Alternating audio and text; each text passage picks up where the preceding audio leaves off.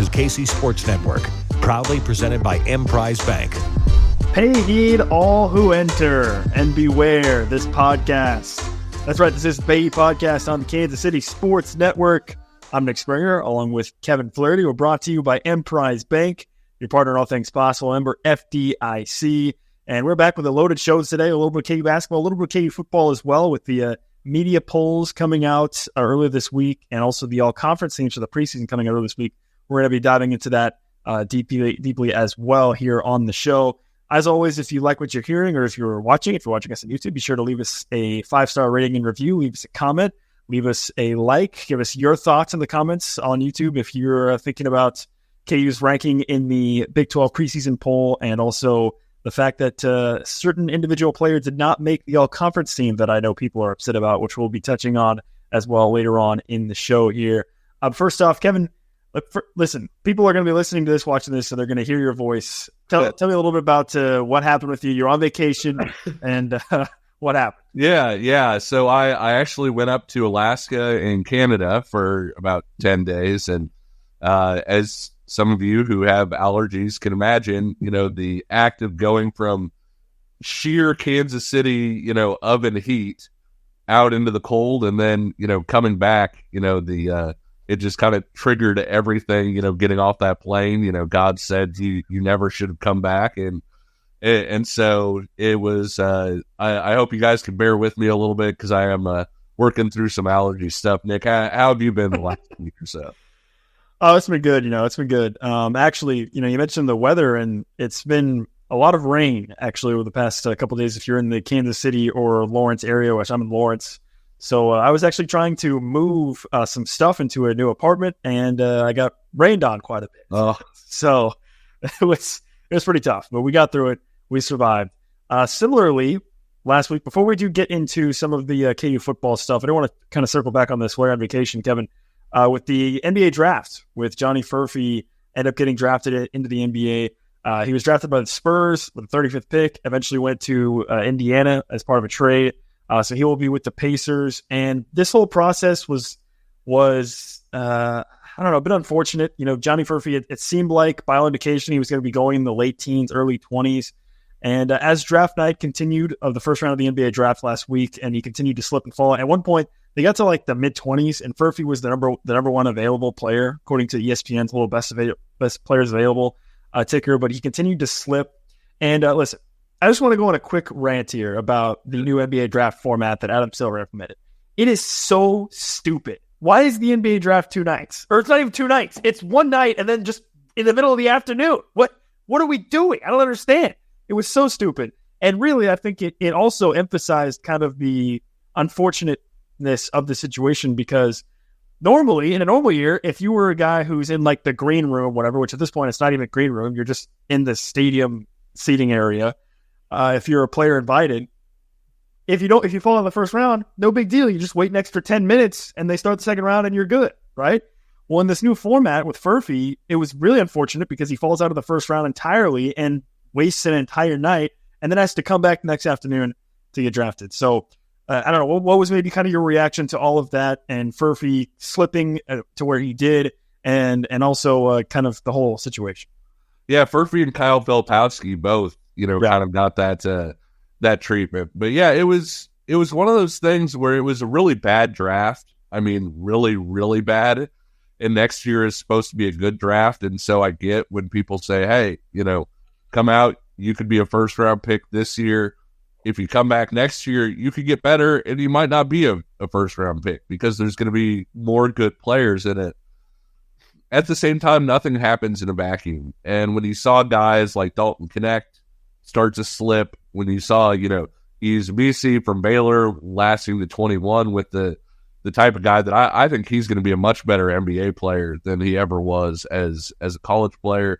The Bucks make and I say this as a Milwaukee Bucks fan, just an off-the-wall, crazy-ass pick of A.J. Johnson at 23. And the reason I bring that up is just to say, yeah, some teams there you can understand where you're saying, okay, well, if Dalton Connect falls to you at 17, or whatever, you take him. If Jacoby Walter falls to you at 19, you're thankful that he's there. But in addition to that, you do have some teams going totally off script, and that takes a few picks away. And before you know it, Nick, you're in kind of that twilight zone at 24-25 where you have teams that they feel like they're a player or two away from, winning an NBA title. And when you look at Johnny Furphy's skill set, it's not necessarily that he's going to help a title contender next year. And so when you look at the back end of the first round, I actually think, as weird as it sounds,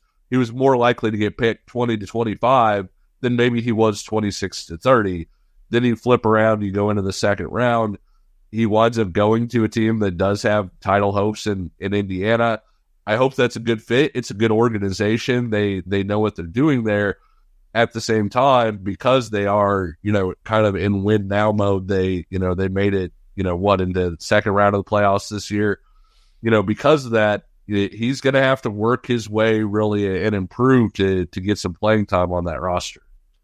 Yeah, I thought Bill Self's comments afterwards were interesting in sort of basically calling out teams of being like, hey, some teams gave assurances that they did not follow through on, right? Yeah. And so I thought that was really interesting. I don't know how frequently you will see a college coach kind of go after an NBA team like that. Like, he didn't specifically say which teams, but obviously it seems like there were teams, potentially several teams that had maybe given their assurances to Furphy at some point or another that they would pick him, and that ended up not being the case. So I found that to be a bit interesting as well. And yeah, I think to your point with Furphy, for anybody that is, and a lot of people did this afterwards of, he should have stayed. Oh, he should have stayed. Oh, no, he should have stayed.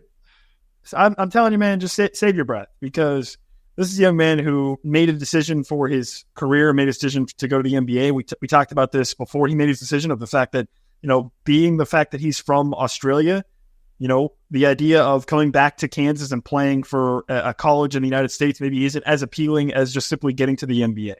And so even though maybe in the short term it looked like not the greatest decision, he's in the NBA and he's going to be playing, in the NBA. So I don't know. I'm not really here for anybody trying to come out and be like, oh, see, this is proof. This is proof. He should have stayed. No, I'm not really willing to sit here and listen to those arguments.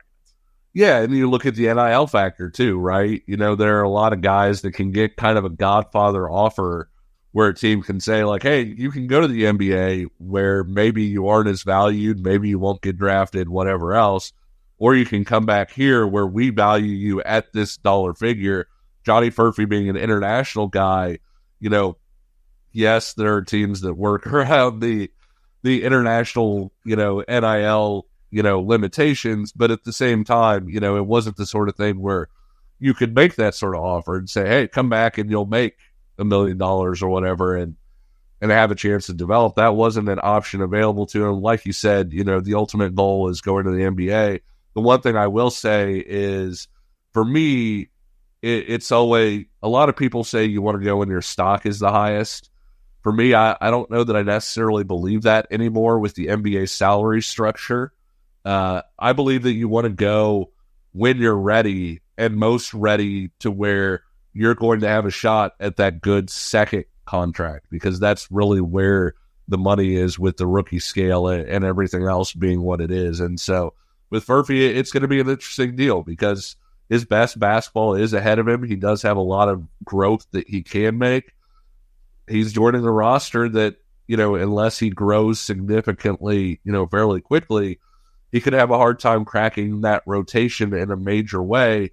Next thing you know, you look up, you're in your third year of your 4-year rookie deal, and maybe the team, doesn't have as high hopes for you as they once had. And so I'll hope for him all I can. I know you're the same way. He's a good kid. You want to see him do well, and it kind of stinks the way that all that worked out. But ultimately, he's in the NBA now. He's got a contract. He's got a chance to prove that he belongs, and let's hope he makes the most of that.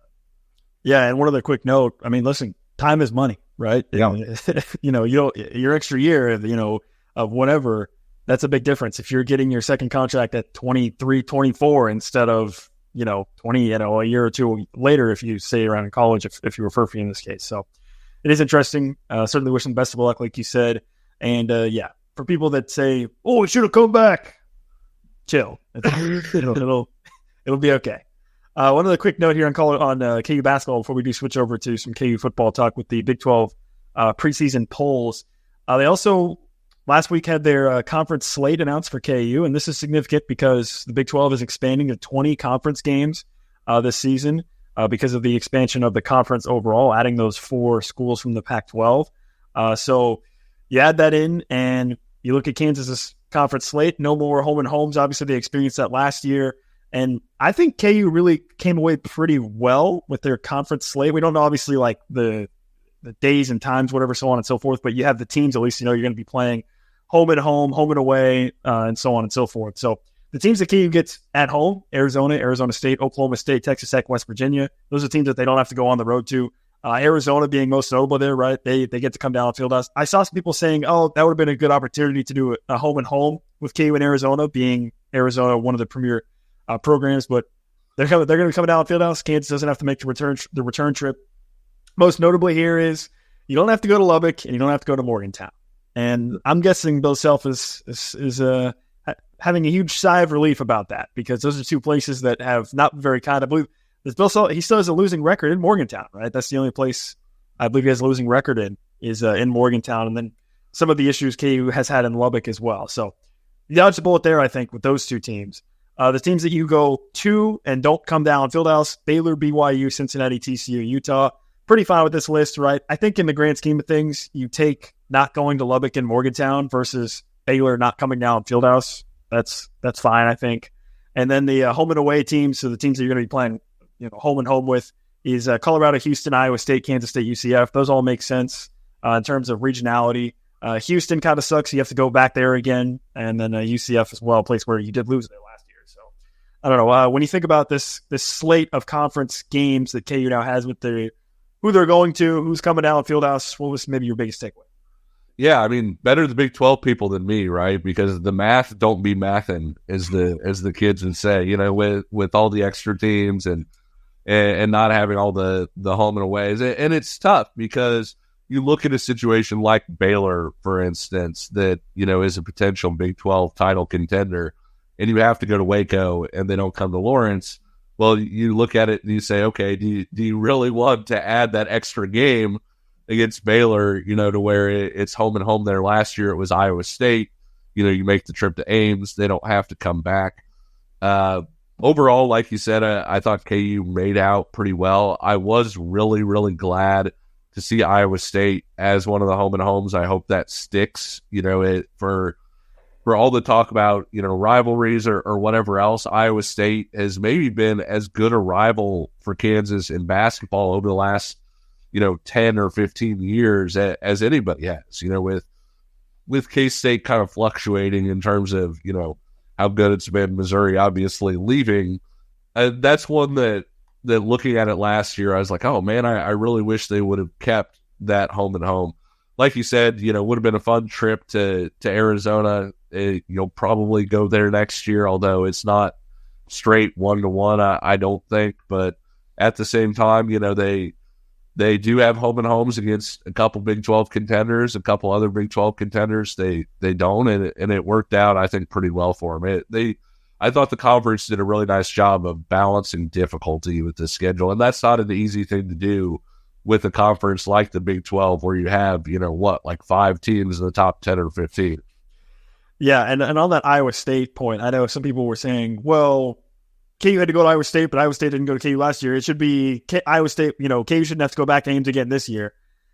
I mean, I think it's probably fine, really. I mean, I think you're just happy you get that home and home. I think, like you said, regionality, it makes sense. Right? Iowa State's, they're the second closest team besides K-State to Lawrence.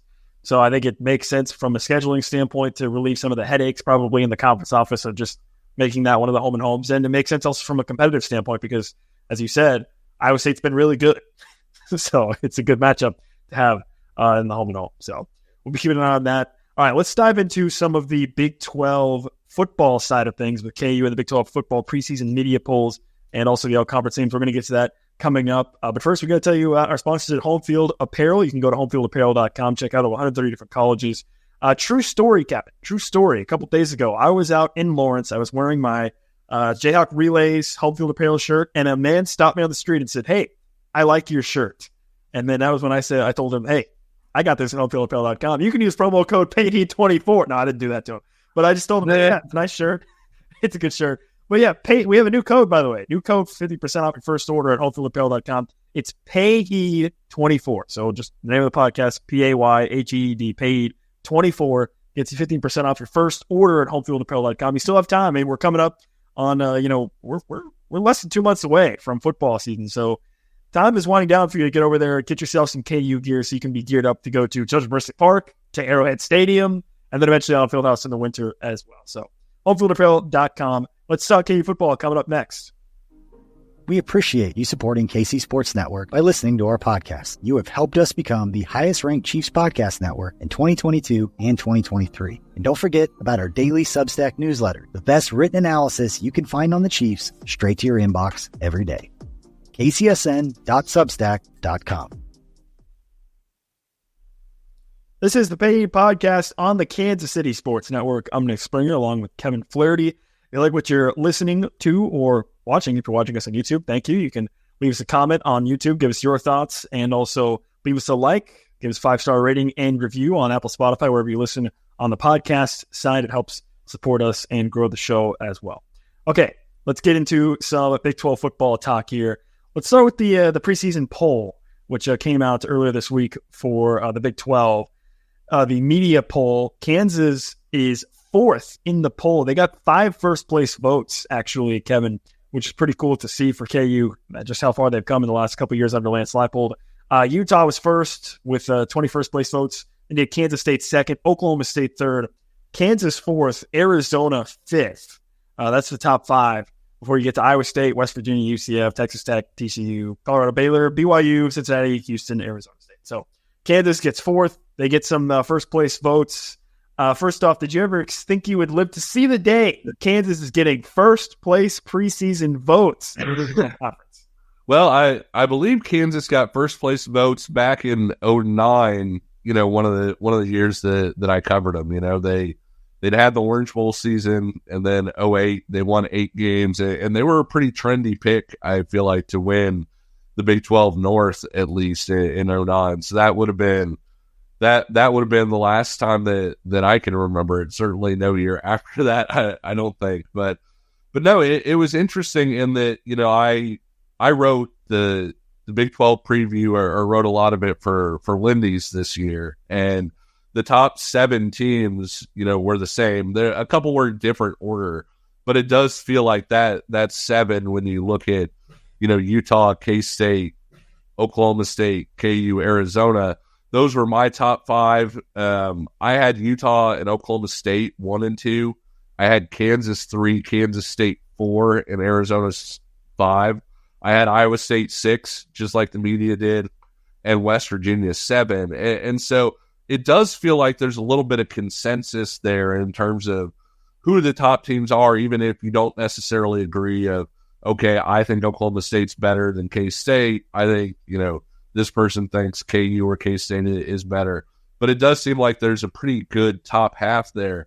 Nick, the question I have for you is, and I'm asking you this in part because you always used to hit me with this on Rock Chalk Sports Talk, and eventually I got prepared for it.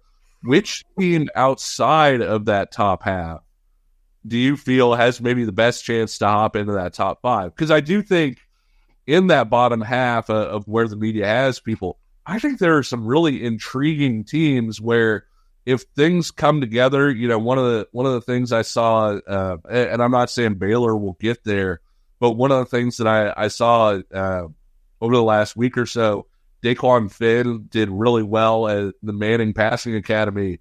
You think about how much better Baylor could be, at that quarterback position if the line takes a step forward, things like that. I feel like there are some really interesting teams on this back half that if the one thing breaks right or whatever for them, then maybe they're in that conversation, kind of like TCU was a couple of years ago. Yeah, the 7 through 11 teams, I think there are some intriguing storylines, right? Yeah. You look at West Virginia, a team that, Neil Brown was going to get fired. The dude was going to get fired, and they end up having a pretty strong season last year. A lot of people will look at the schedule and say, well, they got a favorable schedule. So I don't know. I'm a little iffy on West Virginia. I think they're a solid team. Like, I think they'll probably be a bowl team, 6, 7, maybe 8 wins. I don't know that they would necessarily be jumping up into the top 5, but you look like a Texas Tech, and think about just the incredible run of bad luck they've had with injuries, quarterback. I know a lot of Kansas fans will say, well, look at what KU's had to deal with the past couple of years with some of the injuries they've had. For Texas Tech, we're talking like the last 4, 5, 6 years. They've had legitimate injuries at the quarterback position. And, we'll get into the Todd Brooks stuff here because I want to get some of your thoughts on the first team for preseason. But they have an interesting team, and they're picked 9th. I mean, they could be a team, you think about a UCF, maybe in their second year in the conference, maybe if they find their footing. I mean, Gus Malzahn's obviously a proven coach. They've got also a very talented running back as well. KJ Jefferson, too. If they're able to protect KJ Jefferson to a level that Arkansas couldn't really last year in the SEC, obviously Kansas fans are very familiar with that kid and what he's capable of. And he's got a lot of weapons out there at UCF. That's a team that could very easily have one of the best offenses in the conference. And they've recruited really, really well on the defensive side of the ball. And so when you look at that too, I'm not saying that you say, hey, this team's going to make a jump on that end, but you do kind of wonder when or if that jump is coming. And if they do, take a step forward on defense, if KJ Jefferson looks more like the KJ Jefferson from 2 years ago, I 100% agree with you that looks like a really dangerous team. Yeah, and everyone obviously wants to shit on Colorado. You saw the EA Sports NCAA football 25 rankings, had them like 16th, whatever. They're 11th in the Big 12. Shedeur Sanders was first team all conference. I don't really know what to do with Colorado. Like, I think they're probably just somewhere in the middle of like the people that are just like, oh, Colorado's terrible. Like, they suck. They're going to be terrible. But also like I don't know if there's a lot of people outside of maybe Colorado fans, and I guess whoever the hell is running the rankings for EA Sports NCAA 25 thinking that Colorado's going to be good. They're probably somewhere in between. I mean, like, they could win 4 or 5 games, I guess, and that's probably fine. So I don't think they're like a real top 5 threat, but I don't know. I'm not going to sit here and just rag on them. I think that the general consensus of the bottom tier is pretty much the same, right? I think Arizona State's probably the worst team. Cincinnati, not very good. Houston, same deal as well. I kind of feel like, sorry to cut you off, but I kind of feel like Houston is a fascinating team in that if you look at the roster, to me, Houston's 16th. But I'm one of those people, I love Willie Fritz. I mean, we talked about home field earlier. I have a Tulane home field shirt in part because I love Willie Fritz so much. And so I feel like Willie Fritz is going to steal a game or two. But you look up and down that roster, and talent-wise, that they've lost a lot of guys over the last few years. And so I do think they're getting, as weird as it sounds to say about a team that was ranked 15th out of 16th, I do think that they are getting a little bit of a Willie Fritz bump. I love the way you put it with Colorado, because I think Colorado fans are pushing back so hard against these people who are like, well, you suck, whatever else. And I feel like there are a lot of us out there that, like, I don't think Colorado sucks. I think there's a good chance they go to a bowl this year. I really do. And if they go 6-6 or 7-5 and go to a bowl, I'm not sure that's not a great result for them. I think where people like me push back is when you look at like the EA Sports ratings and you talk to certain Colorado fans who are like, we're going to run the Big 12 the second we get in there. And every fan base has those guys. And so, but I think there is a very easy middle ground here where you can say, look, like, Colorado doesn't suck. Like, they upgraded their talent. I think there's challenges there when you're rebooting your lines the way that they are. A lot of times the chemistry is more important there than talent is, especially, they did get more talented on the lines. But you look at, you bring it back to Baylor. Last year, Baylor's offensive line was pretty talented from a recruiting ranking standpoint, from an evaluation standpoint. They hadn't played together very much, and they wound up really struggling. And so I see a lot of struggles, maybe in that area a little bit, but there is a middle road where you can say that, no, Colorado does not suck. Yes, Deion has made Colorado significantly better than what they were when he got there. But no, I do not believe Colorado is going to be a college football playoff contender this year. Well, another fan base that I think is rubbing people the wrong way in the Big 12, circling back to the top, is Utah.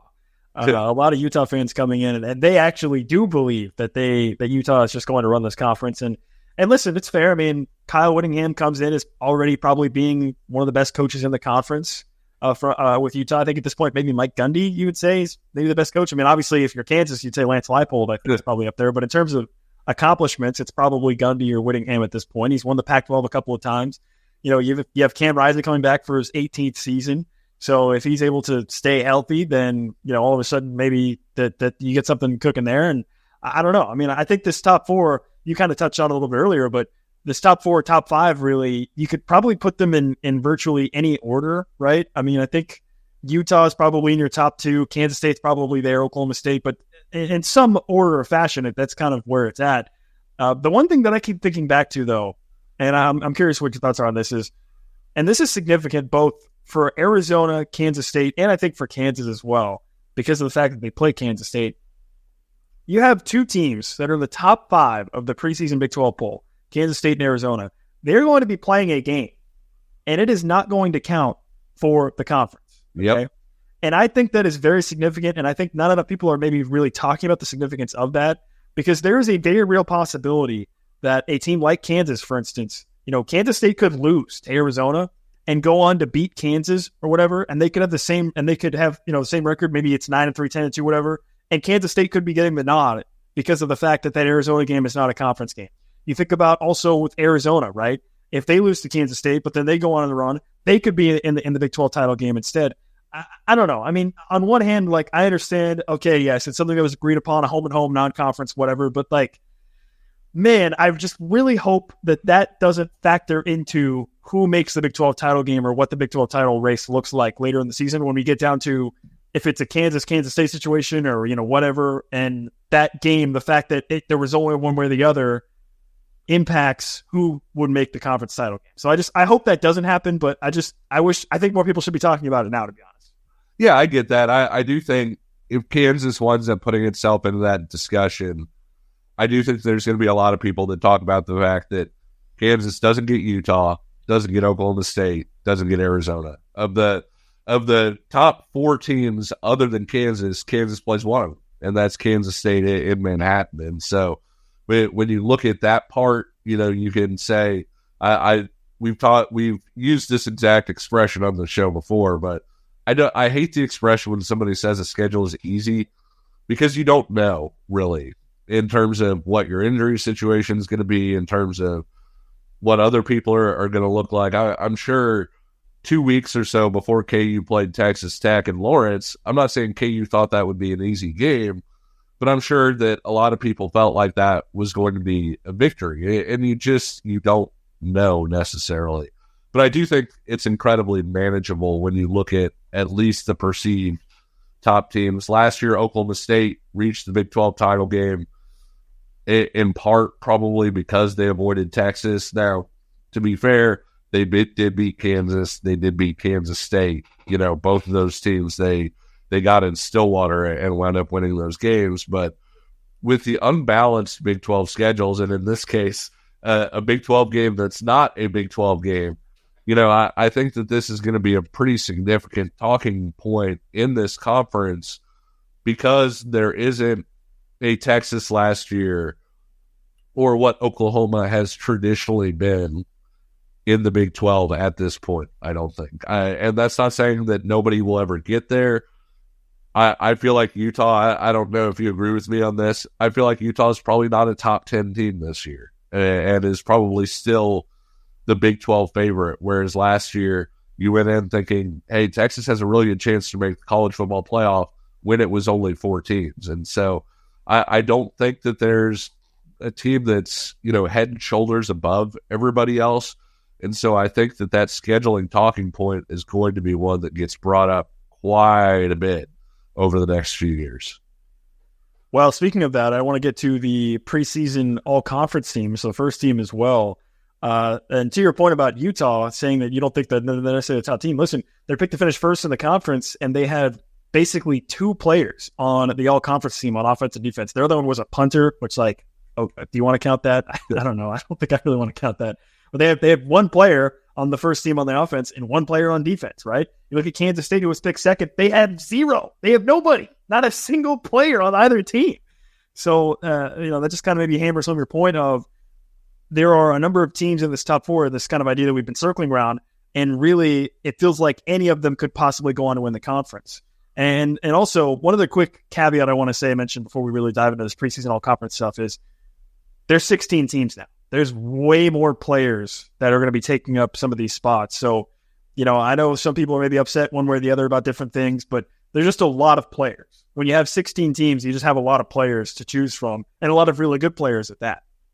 Yeah, and you look at a team like Colorado that maybe doesn't have the best team, but has some of the upper tier players. When you're talking about Shedeur Sanders, when you're talking about Travis Hunter, some of the guys like that. I think if you stretch those all Big 12 teams out to a second team, a third team, a fourth team, you'd see a whole bunch of K-State guys. It's just that they don't necessarily have the guys, for those first team spots. At least they haven't emerged yet. I mean, how many times have we seen a K-State guy come out of nowhere on this stuff? But I think I might have had Austin Moore as one of my first team linebackers. I can't remember. Maybe he was second team. But yeah, I mean, there are a lot of players. And there are teams that aren't even great teams that may have a really good all-conference player or two, and that's, impacts things. I'm sure one of the things that you've been referencing since you brought up Taj Brooks is the absence of Devin Neal on the first team. And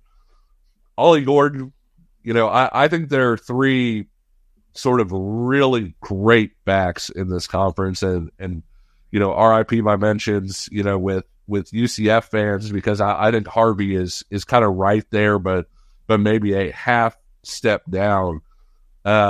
Ollie Gordon had to be on there with him being the Heisman candidate and all of the things that he did. I think Brooks and Neal are right there with each other. And when I did it for Lindy's, that was the way I phrased it to him. I picked Devin Neal, but I said, hey, if you guys think it's Taj Brooks, feel free to put Taj Brooks, because I think that they're, it's a pretty even deal. And so whoever you picked, somebody's going to be really, really mad at it. I thought Texas Tech really found something last year when they started playing physically and really playing through Taj Brooks' legs. Devin Neal took such a huge jump last year, too, that I think as you don't usually see huge jumps from a junior to a senior, but the jump that he made from his sophomore year to his junior year leads you to wonder, hey, is there anything, another level that he can yet reach?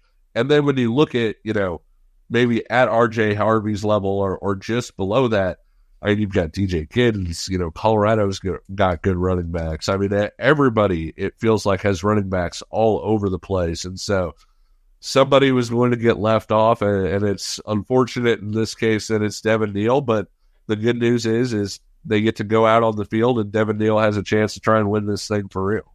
Listen, you mentioned people upset. Yeah, people are upset.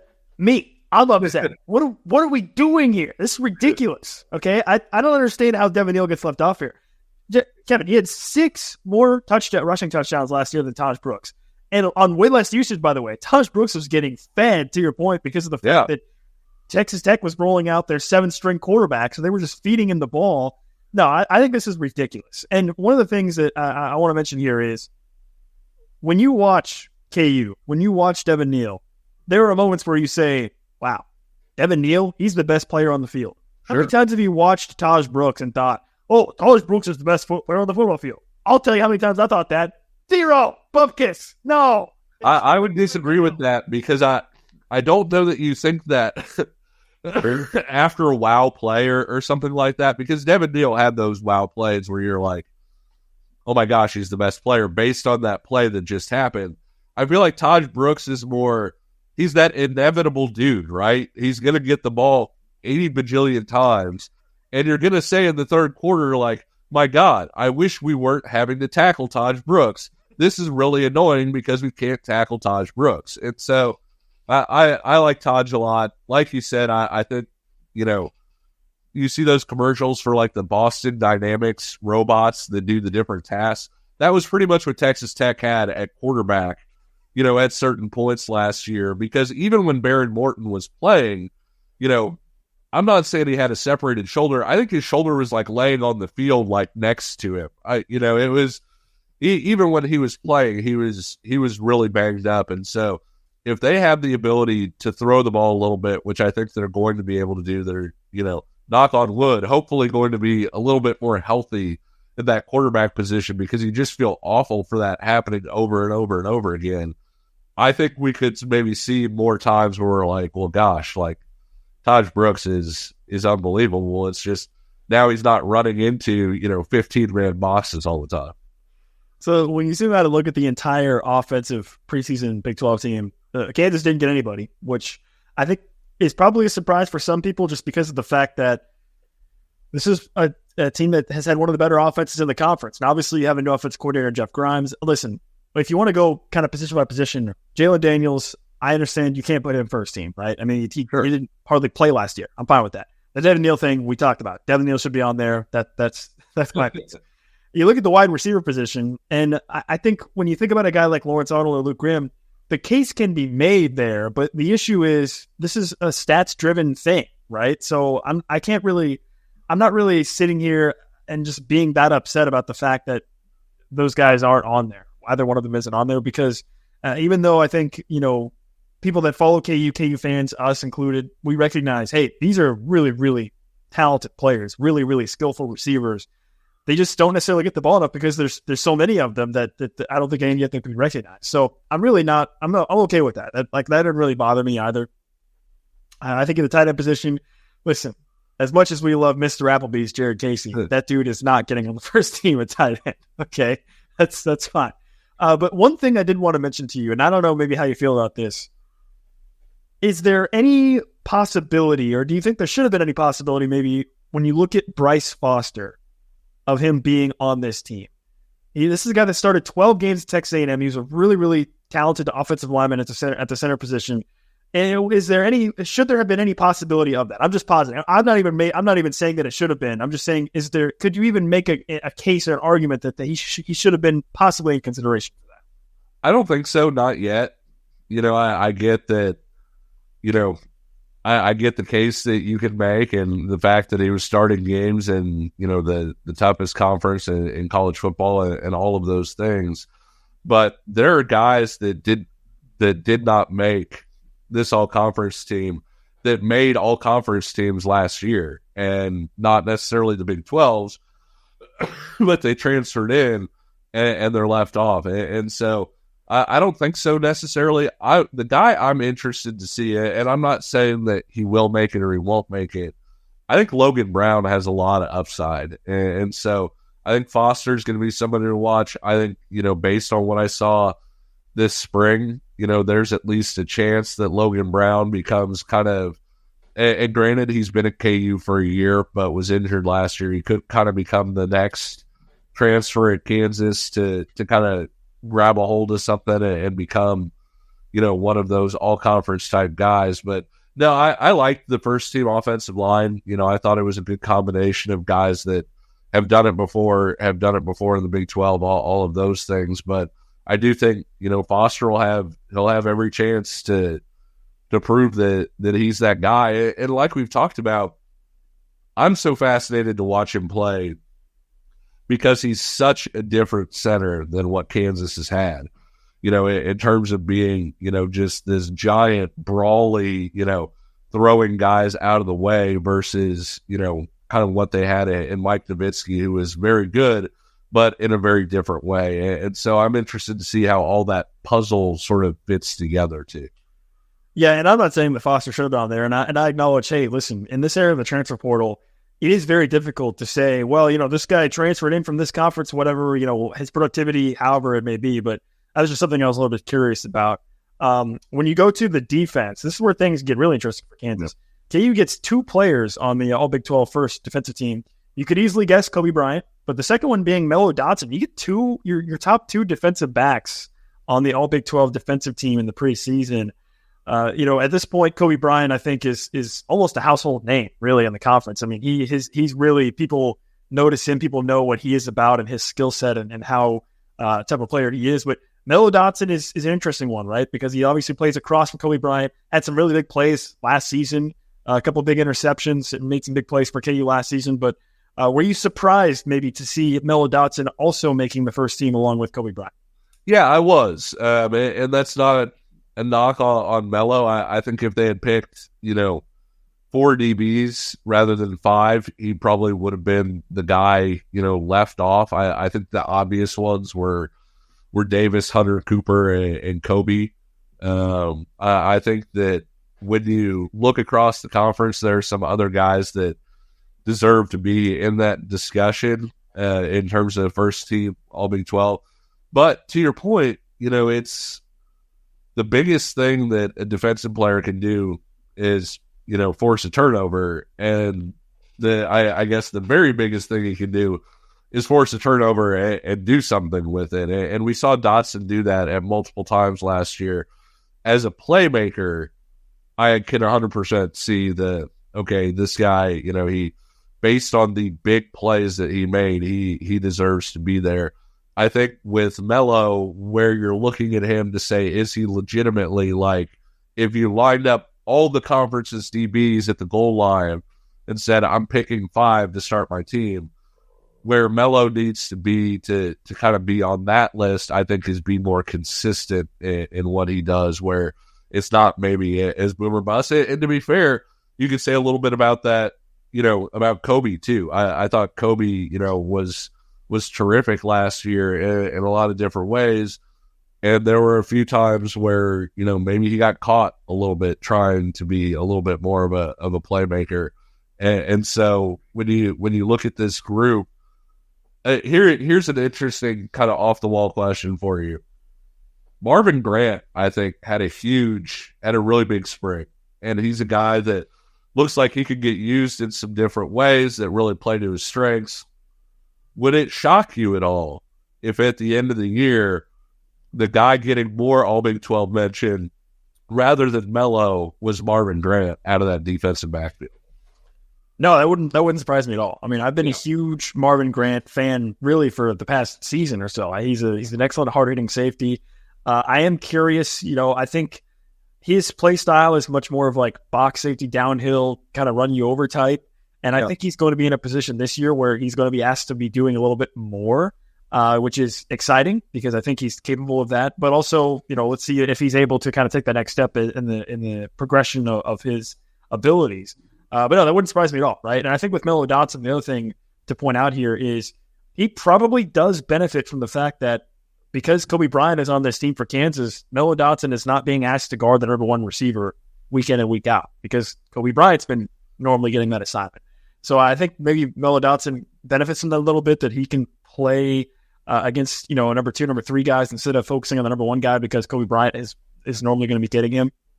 That's something else. But yeah, I think with Marvin Grant, he is the type of player that absolutely I am enthralled with, and I'm very excited to see his progression. And I think when you look at this secondary, the casual fan might look and say, well, no more Kenny Logan. Is the safety room going to be as good? I think it has the possibility to be as good or maybe even better because O.J. Burroughs is an excellent cover safety. I really like Marvin Grant, and I like some of the depth they have as well with the Dye brothers also. So, yeah, I think that room has the potential to be as good, if not maybe a little bit better than in previous years. Yeah, I would agree with that 100%. I think that the depth in that room is excellent. I think they've got a lot of versatility in that room in terms of different kinds of safeties. The Dye brothers are different players than Mason Ellis is, and so you can do some mix and match stuff as you need, depending on whether you need more of a cover safety in there, whether you need, more of a box guy, and you can make it to where your top guys aren't having to play, 80 plays a game or whatever else. And so I really do. You and I talked about this, I think, when we were talking about the different position groups. Running back is the easiest position to circle and be like, hey, KU's got it there. Like they just do. But to me, if I'm picking, hey, this room is maybe the best room that KU has, it's the safety room. And so I do think that Marvin Grant has a chance to have a really big year, and that whole defensive backfield could have a really, really big year, which could really help them as they're breaking in a new pass rusher or two as well. For sure. And when you look at the rest of this defensive all-conference team, really no qualms, I think, from the KU perspective in terms of anybody else. I mean, I think when you look at some of the guys they have up front that are unproven, probably fair to not quite put them on there. When you think about the linebacker situation that KU has, you think about a guy like J.B. Brown, but is he on that level quite? Probably not yet, but they do get two from the defensive backs with Kobe Bryant and Mello Dotson in the conference room. So, Kevin, look at us. Who would have thought? We are arguing about preseason all-conference teams. Who would have thought? We've somehow survived at least somewhat to this point in the summer with no football, but we're getting closer. We're getting closer. And one thing also keep an eye on. Keep an eye out later this week and throughout the week as we get closer to the start of the football season for our Jayhawk Rewind series, where we go through each game from the 2023 season for Kansas, jog the memory a little bit, and see if we can take anything away for 2024. We've got one coming up later this week. It's KU and Oklahoma State, which should be an interesting conversation because, that one ended up kind of sucking. But we'll get into that on a show later this week, so be keeping an eye out for that. But as always, if you liked what you heard or if you're watching on YouTube, be sure to leave us a comment, leave us a like, give us a 5-star rating and review, subscribe as well. The Paid Podcast will have you covered all throughout the rest of this offseason. As we get closer to the start of fall camp, by the way, which is coming up in, I think, a month. Around the end of July or first day of August, they will be reporting for fall camp. So we'll have you covered through all that as well, straight into the season for KU. Until then, he is Kevin Flaherty. I'm Nick Springer. Thanks so much for listening to another episode of the Paid Podcast. We'll be back, and we'll talk to you again soon. See ya.